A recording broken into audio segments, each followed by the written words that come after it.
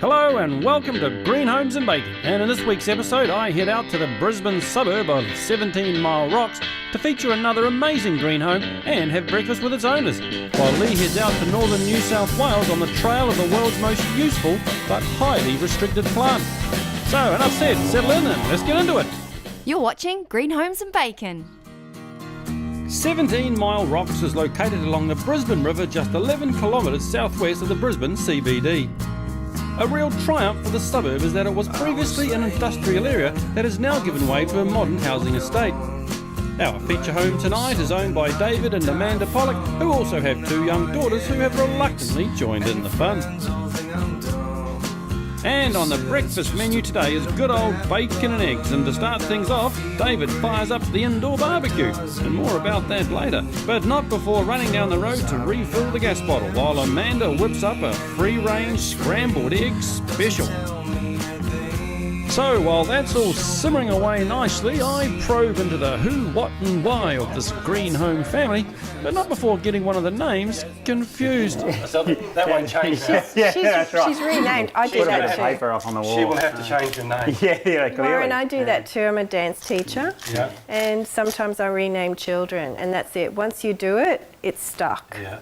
They're renamed. I should know because Jasmine... It's very difficult. If they become pork chop, then that's it. They're pork chop. Semester. They're pork chop. No, for the rest of their... Yeah, that's right. All right, 16 years of dancing. Yes. When it comes to, because you guys have got a very sustainable home here, which we'll talk about soon, but having a sustainable home, a green home, an eco home, wherever you wish to phrase and term it, is very different from actually being a greenie. That's the right thing, because that probably helps the audience understand what we mean. But having a very sustainable green home and actually living a very green, clean life are very different. Yeah. Where would you say you fit into that? Oh, look, I mean, I wouldn't say we're greenies in the sort of radicalised sense or anything like that. I mean, really, when we came to Brisbane, we were really looking for a house, that suited us primarily.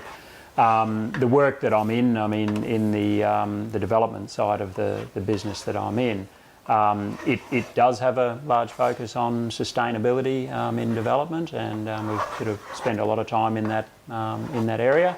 And it was sort of through work connections that we ended up coming across this place that had its sort of former life as the Brisbane Sustainable Home.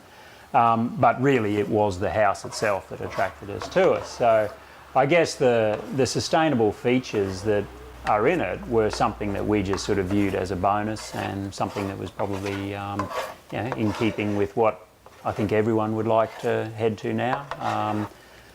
Like everything, what this house was about was really, I think, fundamentally showing people that you can do things differently that is more sustainable than your brick box that you air condition the hell out of during summer.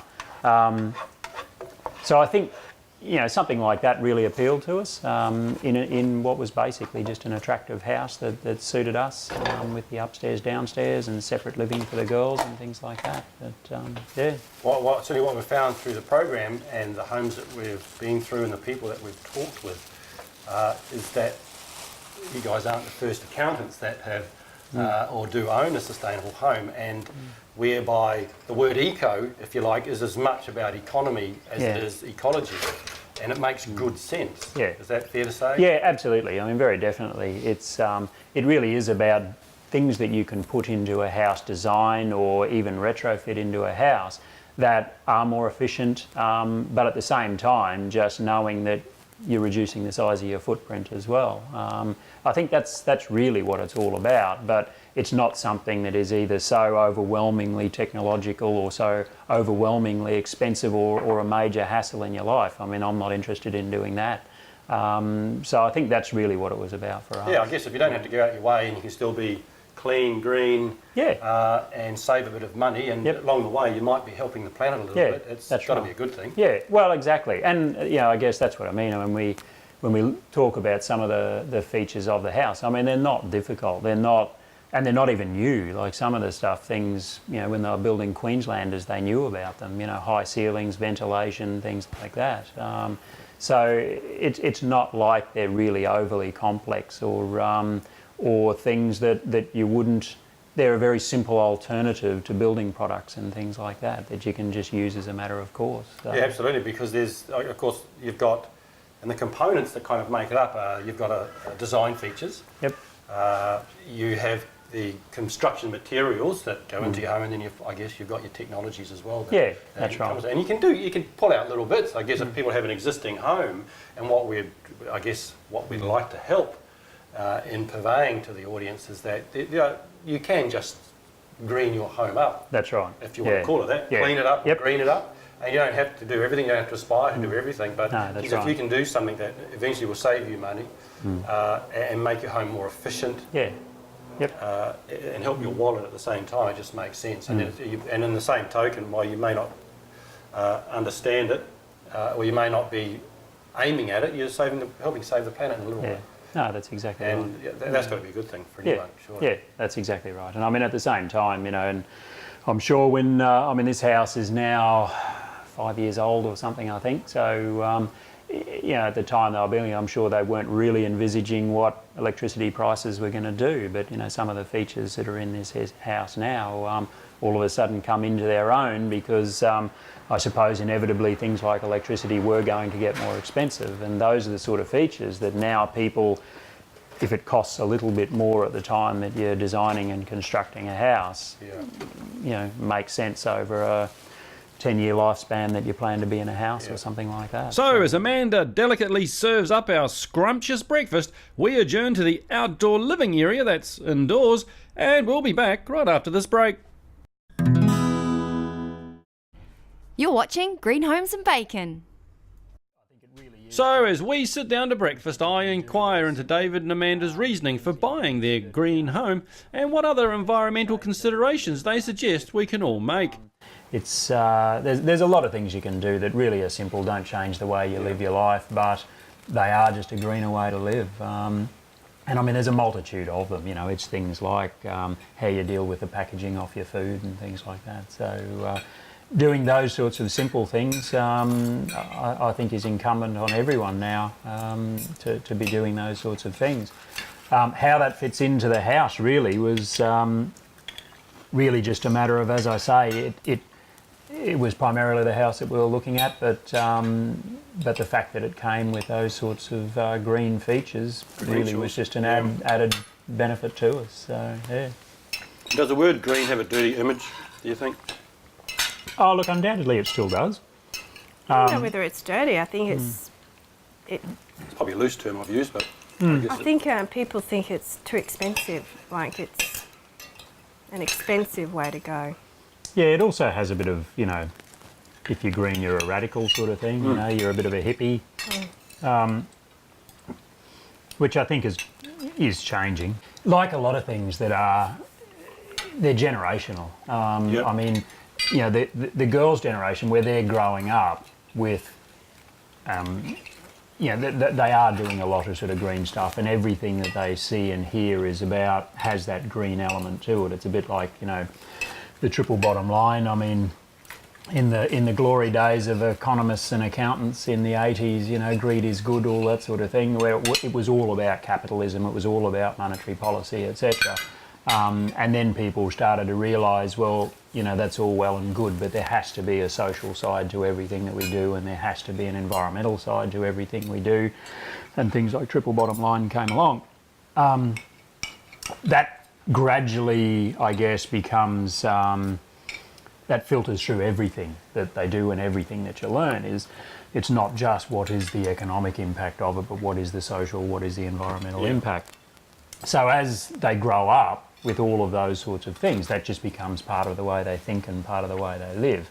But, for our generation, it's still something that, it's still something new, and it still has something that has a bit of a alternative element to it, things like that. So Now, David and Amanda have purchased this home as the existing display home titled the Brisbane Sustainable Home, which was a project home developed in partnership with various private enterprises and the Brisbane City Council back in 2006. So has owning a green home changed their greener style of thinking? I don't know that it's actually changed. I guess it really focuses you on doing the things that you can that make a difference. Yes. There are there's some elements of it that are very, very simple. There are other elements. I mean, things like those reverse flush things, like those. Sorry, not reverse flush. When you first turn on a hot water tap, you need the cold water that runs through, and it returns those through. And there's a little thermostat that. A valve. Yeah, a little valve that triggers. That's the word I was looking for. Good on you, Amanda. Things like that were a bit painful, so we ended up removing those because they kept breaking and things like that. So, like everything, it's a bit of trial and error, and I guess that's a bit of what this place was all about, was, putting everything in that was around that made sense and that people could do into a house, and, try out the things that work and the things that don't. And it's interesting, in its life as a display home, all these things were in there. They were great. People could come in, take them, look at them, take them away and put them into their own homes. But there's nothing like actually living in a house and using this stuff day in, day out to really just find the stuff that works and find the stuff that's frankly a pain in the bum. So tell me a little bit about your home. So the style of the home is a Queenslander, is that? Yes. Yeah, it's sort of a modern take on the Queenslander. Queens. It's really just using the elements of a Queenslander in a house. High ceilings, good ventilation, wide eaves, those sorts of. At the moment we're in this indoor, outdoor. Well, that seemed to be what it was called. Yeah, it was an indoor-outdoor area. It's sort of that mix of a veranda, but a veranda that you can enclose, so you get the benefits of outdoor, and you're sort of in amongst the trees and things like that. But by the same token, you can actually, it's an extension of the interior of the house as well. So, which I would say is probably the best part of the house, and it's our favourite part of the house. And I mean, in summer, we just live out here, because you really can just spill out of the kitchen, the living areas, things like that, out onto here. So it's, we find it fantastic. So you can spill your drinks out here. That's Absolutely, all just runs through. Yeah, you can hose it out if you want. But, it's. But similarly in winter, the bifolds all close off and it seals off completely. So it's. We've found it very effective, haven't we? I love this room. Yeah, you do. Yeah, that's good. So some of the greener credentials of your home, the design ones, I think we know, we've talked about them a lot. Yep. You've got your central ventilation system, so that helps ventilate the home, keep it cool.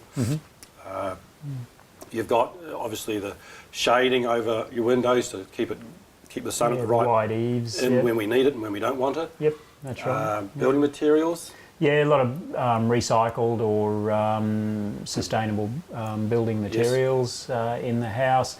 A lot of use of sort of the thermal, and there is a piece of it somewhere, but the exterior walls are very good thermal insulation properties, so that really you can control what's happening inside the house through the different mechanisms that are in the house with the fans in the roof, the extraction, etc. As I was talking about before, it's got solar panels on the roof with battery packs that power all of the lights in the house. That works really, really well. Has a huge impact on our power bills. So the batteries, is that for storage? That's for storage. So essentially it comes off the roof. There's an inverter that puts it into the batteries, and another inverter that turns it into 240 volts to run the power. Mains backup, so you're never going to be without power. But in fact, when we had it looked at just recently, it's actually working so efficiently that the batteries are never off full. They've never been off full, even when you have, parties here or whatever, and every light going, etc. There's so much in there. So much so that I've actually been thinking, well, we really should try and use that power for more powering fridges, etc. Knowing that you've got mains power, so you're never ever going to run out of power.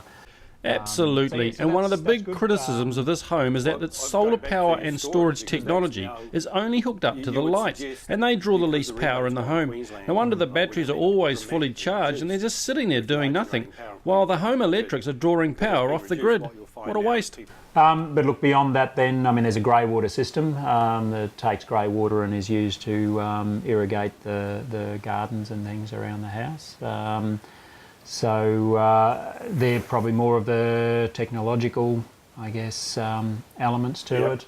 Water tanks. Oh, sorry, of course, yeah. So the water tanks, there's two large water tanks down there. Now with the filtration system, disinfection systems, etc., they were designed to be able to be used as the main water supply for the house, and they can very easily be used to do that. And in fact, when we first moved into the house, it was the main water, so it was the showers, the drinking water, etc., etc. We have switched. We're still using the tank water for all of the exterior, and I think the washing. Toilets, flushing toilets is all tank water.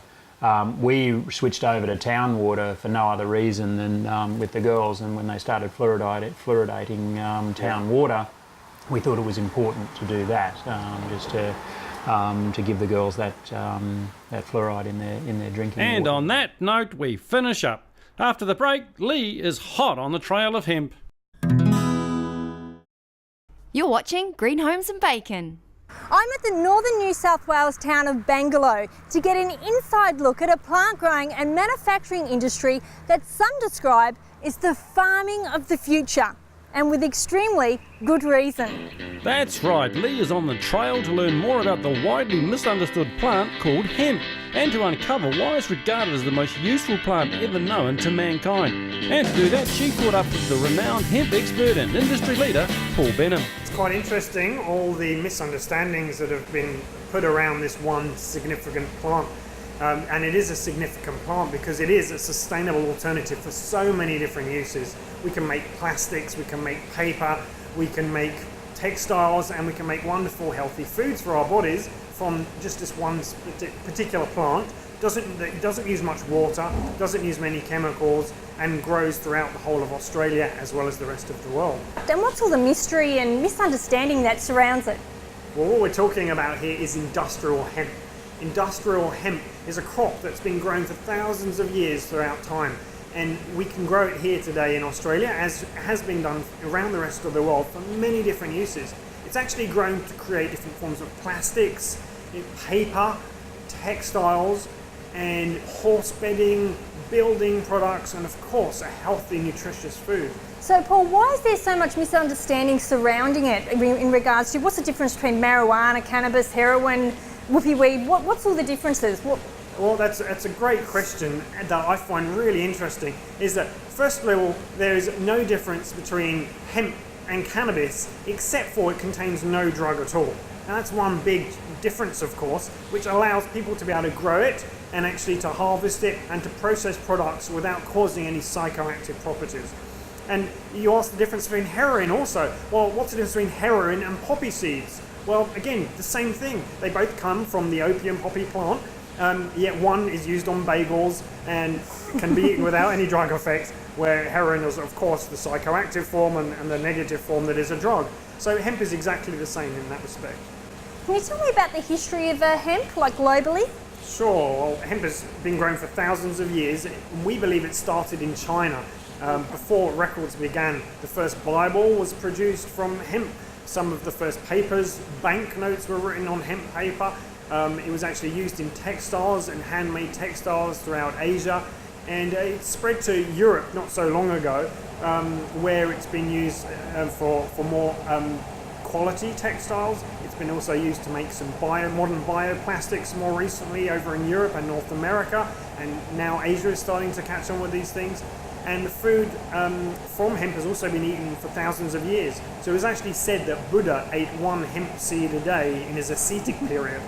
But now millions of people around the world are buying hemp for their children, for their mature age friends, and everyone in between for a whole different, many uses. So is it true that you can actually make cars out of hemp? Absolutely. Henry Ford was said to make one of his first cars out of a composite material that included hemp. There's actually a video of Henry Ford hitting his car with an axe, and the axe actually bounced off the car. So unlike today's vehicles that get dented very easily, these cars actually bounced off. So he was one of my inspirations for actually creating some hemp plastics many years ago, because that technology was just lost. And more recently, Lotus has produced an Elise car made from hemp biocomposites, which is really exciting that hemp is starting to make a serious comeback in the world. It hasn't always been legal to actually farm hemp in Australia, has it, Paul? No, actually hemp was illegal because it came under the cannabis, because cannabis and hemp are the same thing. So Hello, Warren here. Sorry for this break in transmission. Just to pick up on the point and clarify what Paul is trying to say. Marijuana and hemp come from the same cannabis plant. The significant difference, of course, being the marijuana strain of the cannabis plant contains the intoxicating ingredients that make you high, and simply hemp does not. Now, back in 1937 in America, this link was sufficient to allow the large, powerful and greedy multinational companies that compete with hemp in the biotechnologies of paper, oil, plastics and textiles to have the government ban the industry and production relating to hemp. Imagine where we would be today if that industry was allowed to proceed and not be influenced by those large, powerful multinational companies. We'd be a lot more advanced than we were. The planet would be cleaner, it'd be greener, it'd be a lot smarter, that's for sure. Anyway, that's the point. That's all I want to make. So back to Paul and Lee. similar to, again, opium poppies, which are only grown in Tasmania, legislation had to be created so opium poppies could be grown for the poppy seed bagels that we eat in our bakeries today. So the same thing happened about 15 years ago in Australia, where hemp started to become legal to do trials in Australia to grow hemp. And that has now expanded to most states in Australia, where you can actually now grow industrial hemp, and you can see industrial hemp growing for all these different uses, and that's currently growing. So do you need a special licence to farm and grow hemp? Yeah, absolutely. You need a license through the Department of Primary Industries, which involves having police checks, making sure you have no drug record, and you are an upstanding member of the community, of course. Of course. So with that license, you can actually grow industrial hemp, but there's no point growing it unless you have a specific end use. So all of these kind of things are taken into consideration with the licenses that you can receive today. So is there anything that you can't do with hemp legally in Australia? Yes, well, currently you can grow it for a seed, you can process it for food, for example, but you can't actually sell and consume hemp foods in Australia right now. So is that globally the rule? Well, no, that's very interesting because hemp can be grown in most places around the world, but nearly all places can consume hemp as a food. It's been proven to be a nutritious substance. It's being used everywhere. And Australia is one of the last countries in the Western world to allow hemp as a food. So is that expected to change ever? Yeah, well, right now, food standards have actually proven that hemp is healthy for Australian people. That and the understanding that there's $500 million worth of industry that Australia is missing out on being part of, I believe that will change this year.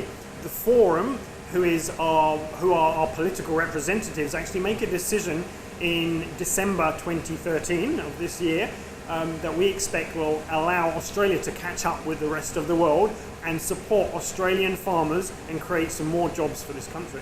Is it an easy product to actually farm? Yeah, well, you can actually grow hemp everywhere from Tasmania to northern Queensland, and it is being grown today in all these different latitudes, so that's really helpful for a country the size of Australia, of course.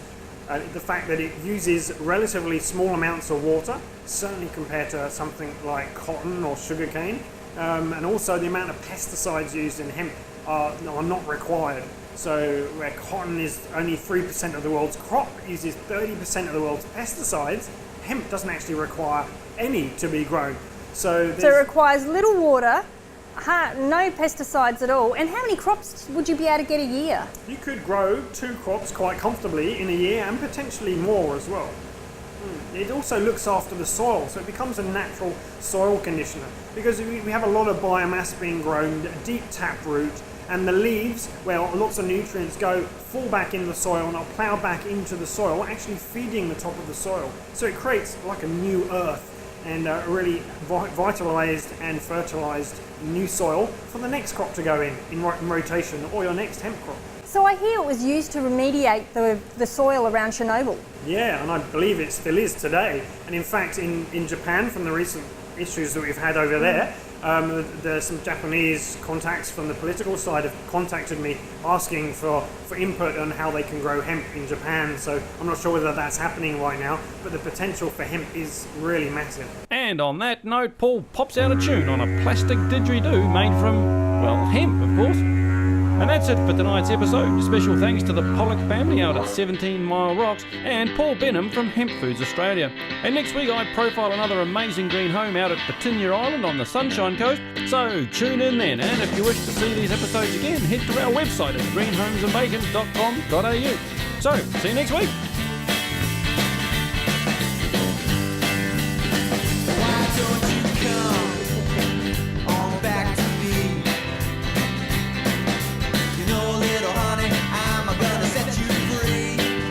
I quite often hear people calling him, "Get out of here, you lousy bastard."